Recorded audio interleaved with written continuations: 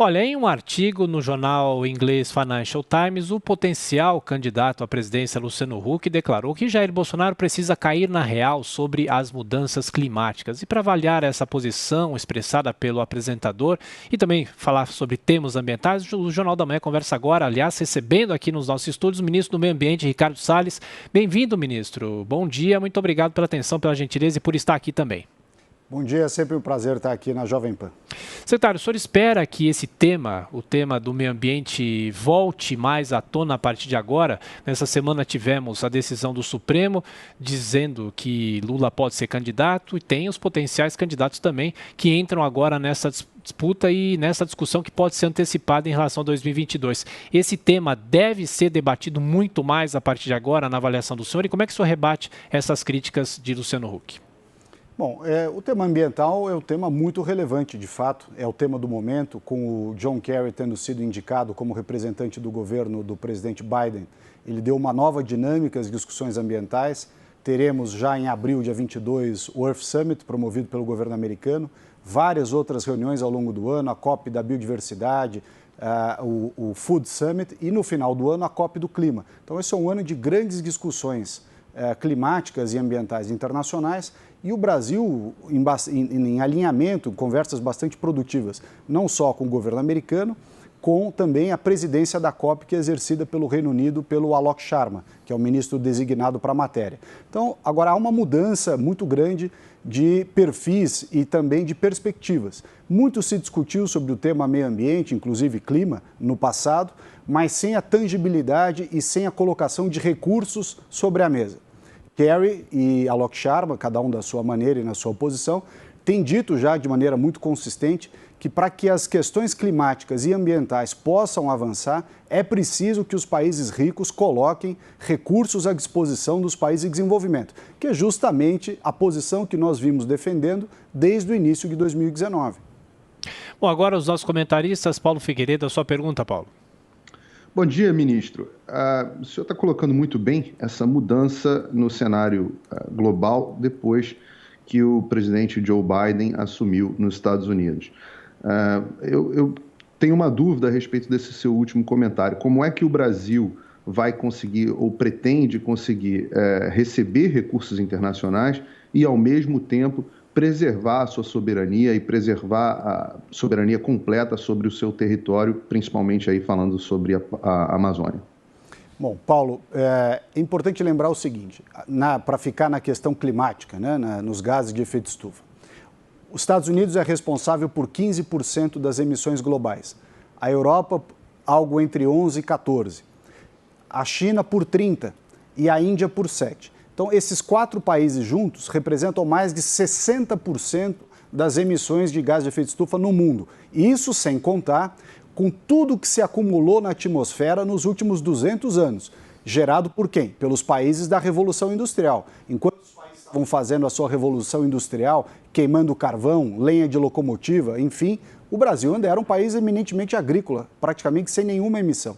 Então, nós não temos participação nesse acúmulo histórico. E na conta atual, desses 100% que eles representam mais de 60%, o Brasil é 3%.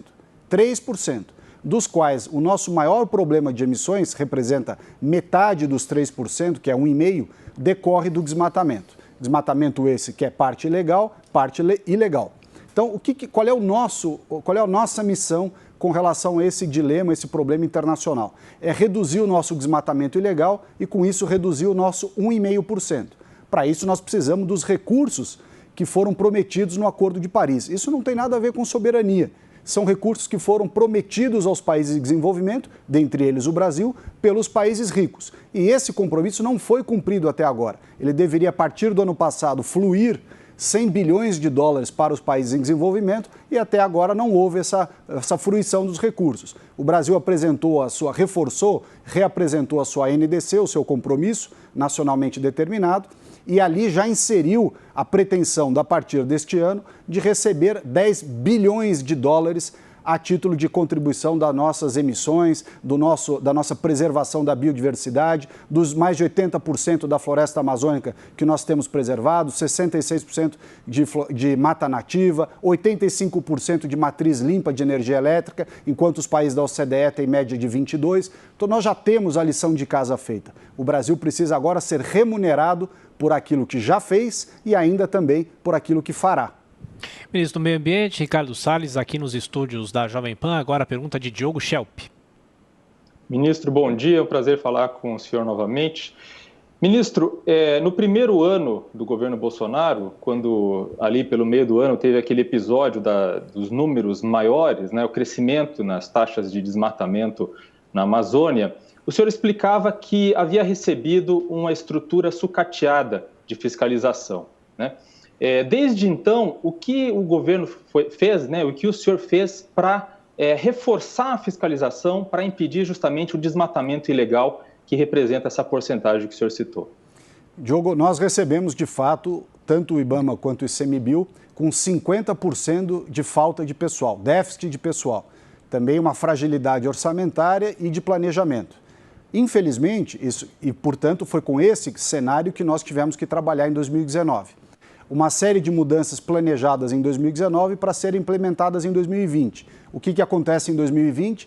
Pandemia, enfraquecimento muito grande das contas públicas em razão da necessidade do auxílio que o governo do presidente Bolsonaro deu aos estados. Aliás, deu auxílio aos estados, mas os estados sequer postergaram impostos e alguns inclusive aumentaram impostos, a mesma coisa em relação à prefeitura. Então o governo federal se viu obrigado a mobilizar os seus recursos para ajudar estados, municípios, auxílio emergencial, também postergar impostos. Infelizmente, 2020 não foi um ano de reconstrução de estruturas.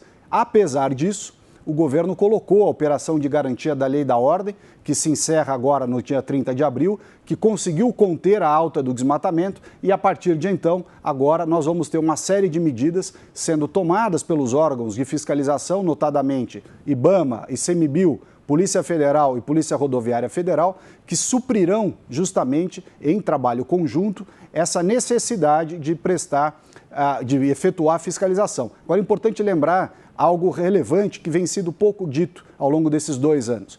Os estados da Amazônia, com as suas polícias militares, têm obrigações deles próprios fiscalizarem, porque a obrigação do governo federal é em terras indígenas, áreas de proteção, né, as áreas de unidades de conservação, assentamentos do INCRA e faixa de fronteira. As áreas privadas, as outras áreas nos estados, continuam sendo, como já eram, responsabilidade dos estados. Portanto, a Polícia Militar dos estados tem que atuar, não é jogar tudo nas costas do governo federal.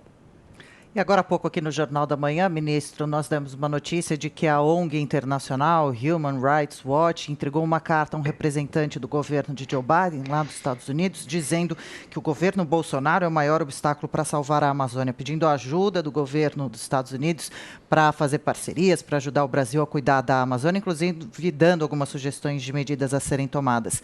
O senhor teve acesso a esse material? Acha que essa parceria pode acontecer? Já está acontecendo de alguma forma? Quais são os países, como estão as nossas relações internacionais, os países que mais nos cobram sobre o assunto?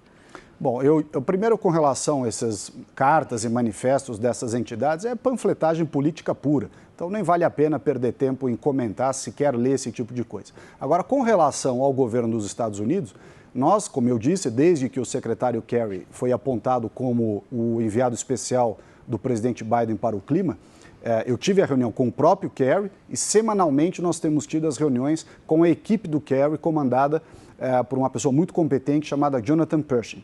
As conversas vão indo muito bem, eles têm tido uma postura muito pragmática, responsável, reconhecendo as dificuldades e reconhecendo que é preciso haver recursos, né, e apoio para que uma série de problemas sejam resolvidos. Então não se trata mais de ter aquela cobrança pela cobrança. Eles têm a cobrança faz sentido, nós, por outro lado, temos também a nossa estratégia e nos termos dos compromissos internacionais, nos quais os países ricos devem e se comprometeram a fazer o apoio econômico para os países em desenvolvimento, nós estamos cobrando isso e cobrando, por outro lado, também uma participação maior nas estratégias, nos equipamentos, no monitoramento, enfim, numa série de medidas. Isso em relação aos Estados Unidos.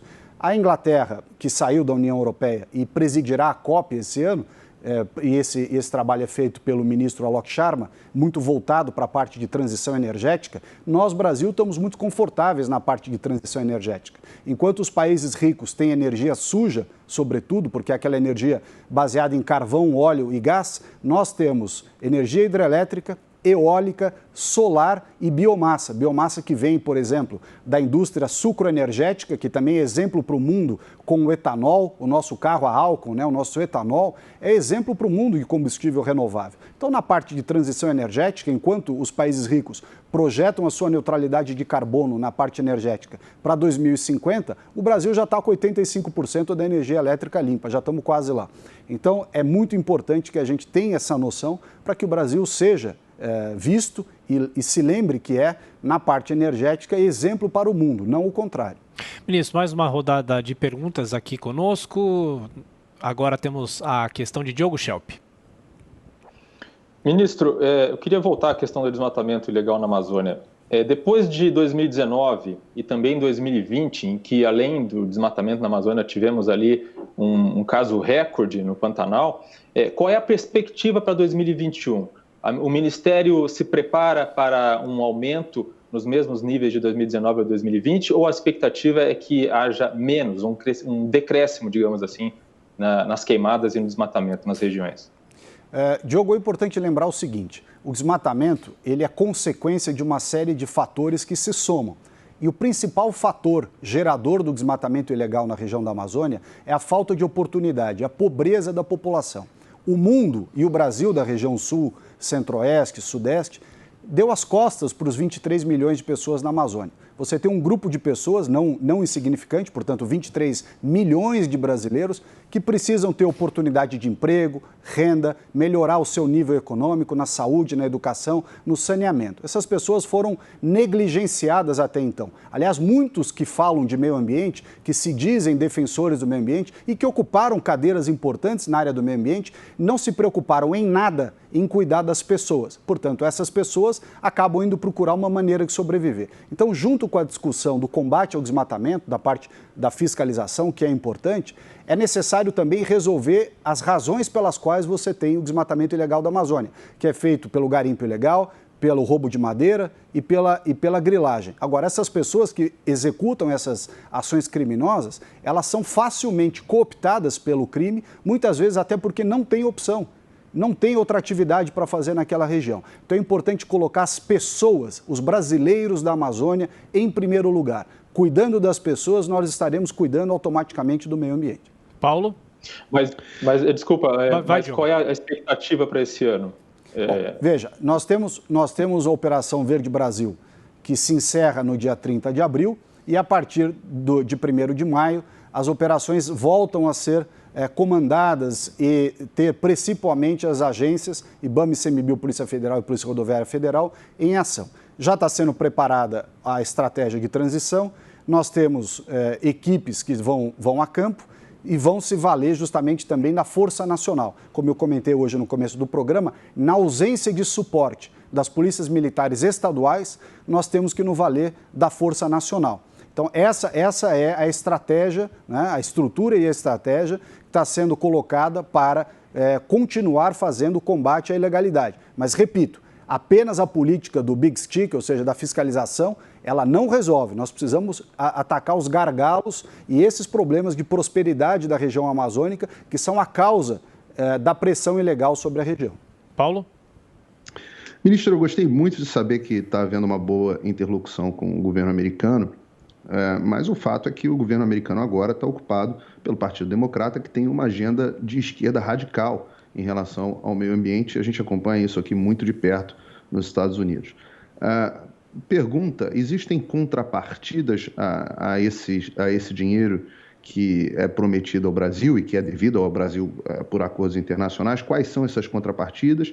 E o que acontece se o Brasil não cumprir essas contrapartidas? Eu pergunto isso porque houve uma ameaça explícita feita pelo então candidato Joe Biden durante um debate presidencial aqui nos Estados Unidos, de que se o Brasil não aceitasse o caminhão de dinheiro que ele ia oferecer, o Brasil ia sofrer consequências e sanções. Bom, em primeiro lugar, nós aceitamos. Então, ele ofereceu 20 bilhões de dólares para o Brasil, nós já aceitamos. Aliás, tem conta no banco aberta, pode fazer o depósito a qualquer momento. Nós, por outro lado, temos as nossas estratégias de combate ao desmatamento ilegal, temos estratégias na área ambiental para a parte de agricultura, de energias renováveis.